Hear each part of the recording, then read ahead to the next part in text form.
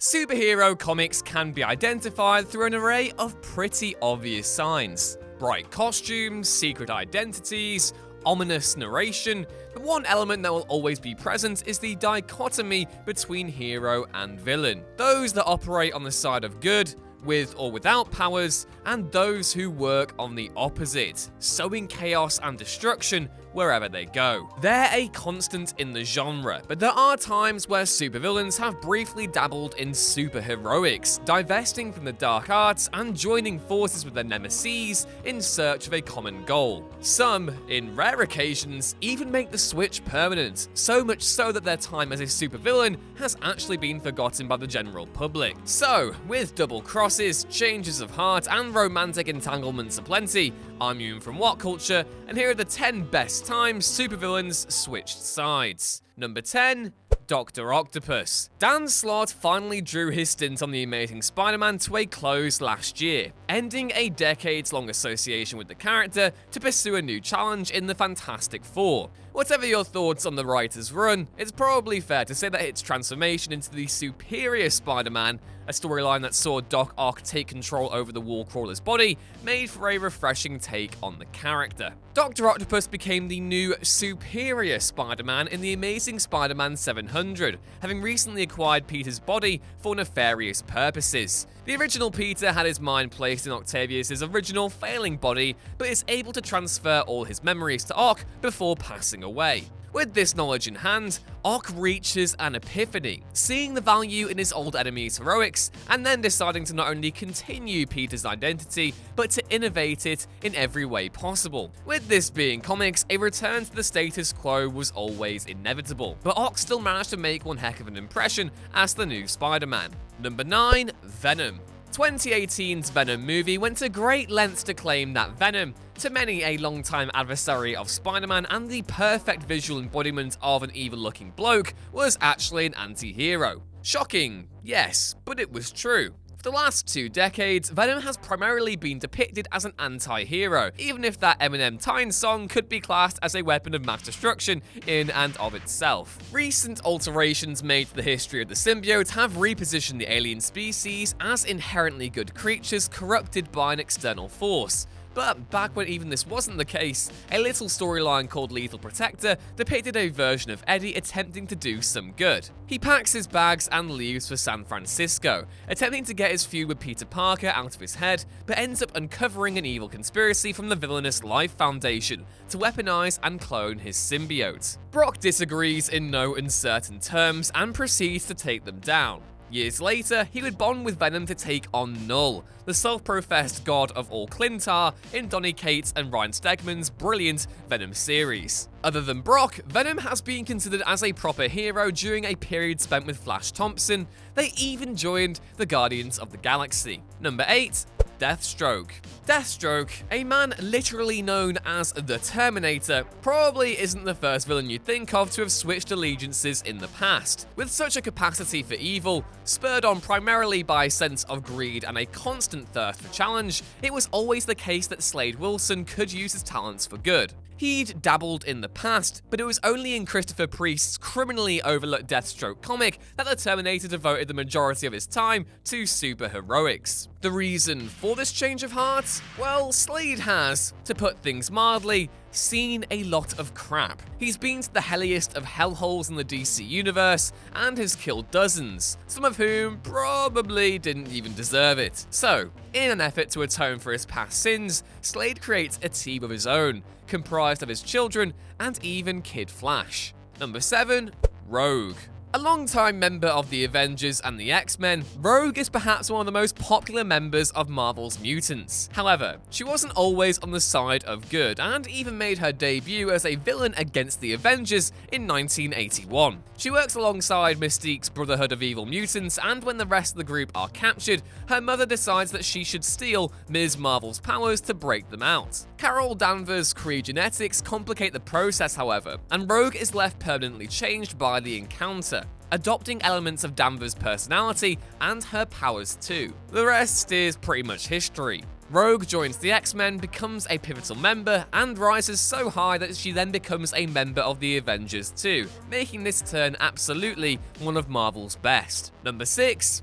Joker. Given just how sick, twisted, and demented the Joker is, it was always going to take a lot for Batman to contemplate this alliance. Fortunately for readers, this "a lot" occurred in 2018's Dark Knight's Metal, a comic written by the formidable creative duo of Scott Snyder and Greg Capullo, who'd previously marshaled the Dark Knight during the New 52. For the uninitiated, Metal is pretty much a love letter to the concept of DC's multiverse. Multiple universes had long been a staple of the publisher's superhero comics, dating all the way back to the Silver Age, but Snyder and Capullo added a whole new wrinkle with the idea of the Dark Multiverse, a series of realities hidden beneath the map of known DC continuity. This mythos hides the worst versions of DC's characters, but Batman in particular suffers the most. The reality spawns multiple horrifying versions of Batman, each with their own tragic backstory and powers, but the most horrifying is the Batman Who Laughs, a version of the character corrupted by Joker, determined to bring the universe under his boot. The main problem for Batman here is that he's literally fighting himself. He knows every move he can make before he does, and the only way to retaliate is to introduce a little anarchy. The Joker himself. Number 5. Emma Frost. Now, while Emma Frost herself may have struggled to make a permanent switch from evil to good, when she has been on the X-Men, she's added some much-needed bite to the team's bark, providing a pragmatic perspective to counteract Professor Xavier's ideological blustering. Is she well-liked by her teammates? Not in the slightest, but she is an effective hero and has always worked best when operating with the best intentions, even if her approach can sometimes be as chilly as her codename, the White Queen, implies. Frost became a pivotal member of the team back during New X-Men, and goes on to become headmistress in the wake of Jean Grey's death. Number 4. Black Widow. Most of her solo series have drawn inspiration from her time as an assassin. There was a time where she even fought against Iron Man. Natasha Romanoff first went to US soil in Tales of Suspense number 52, and even recruits Hawkeye to fight alongside her. Though both would later become two of Earth's mightiest heroes, they each got up to their fair share of misdeeds, culminating in Romanova receiving her own high-tech costume before defecting to the United States officially that same year. Clint Barton would become an Avenger, and so too would Romanoff. The latter would go on to star in a recurring role in Marvel's Daredevil before adopting a greater synonymy with the Avengers and becoming an integral member of the team along the way. Number 3. Lex Luthor. Lex Luthor hates Superman. It's just a fact of life. So why would he, in Final Crisis, decide to team up with the Man of Steel? In the long tradition of DC crises, Final Crisis, Grant Morrison's discombobulating epic that involved Darkseid acquiring the anti-life equation, threatened to destroy the entire universe, and Lex Luthor, obviously fond of having a universe to exploit, and not particularly willing to take orders from others, was not overly fond of the concept. He decides to become a mole within the secret society in order to thwart Darkseid once and for all. He takes on Libra, Darkseid's prophet, stops the anti-life equation from being spread, and then joins Superman in battle against Darkseid's hordes. This earns him a nice little PR boost before he goes along with the plot to recreate the universe without Darkseid by using the Miracle Machine. Number 2. Doctor Doom. Again, sort of like Lex Luthor, you wouldn't really expect Doctor Doom to turn good. Everything about him just screams pure villainy, and yet, for all the theatrics and third-person posturing, Doctor Doom does have a soft spot. He's teamed up with Doctor Strange to save his mother's soul from Mephisto in hell, and collaborated with the Fantastic Four to avert the dastardly advances of the Council of Reeds. However, his most recent act of heroism came in the wake of 2016's Civil War II, where Tony Stark was defeated by Captain Marvel. Sensing a void, Victor decides to become a brand new version of Iron Man, combining magic and science to prove to the world that he's a changed man. The series, written by Brian Bendis and with art by Alex Maleev, was just the new direction Doctor Doom needed, but the best thing about it was that it felt genuine. This wasn't just a sudden out-of-character switch from Marvel's master of the dark arts, but instead a fully developed change that had been bubbling beneath the surface for some time. Number 1. Catwoman.